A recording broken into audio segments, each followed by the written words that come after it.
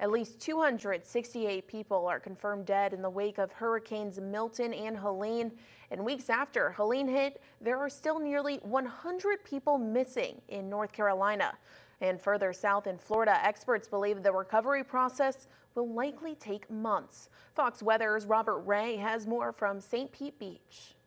Less than a week after Hurricane Milton made landfall, linemen have restored power to millions of Floridians who lost service during the storm. And crews, they're still working to get the lights back on for thousands of others, including some who live in areas still dealing with floodwater. The water was so high, vehicles could not pass through. Communities are now working to clear tons of debris that piled up during Milton and Helene. In Hillsborough County, officials say much of what they collect will be turned into mulch brought to landfills.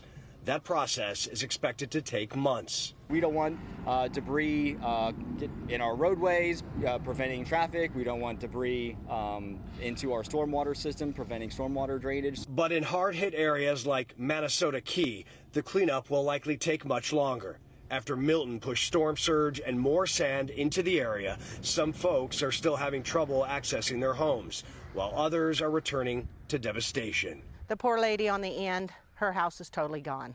There's houses that it has picked up and put in the road up front, and it's just a mess. As the cleanup continues, people living along Florida's Gulf Coast say they may have to make some big changes if they want to stay in high-risk flood areas. People are pretty much looking either tear down or rebuild, or tear down, rebuild, or lift. Now, officials warn that the recovery process will take time, in fact, years likely, and cost billions of dollars.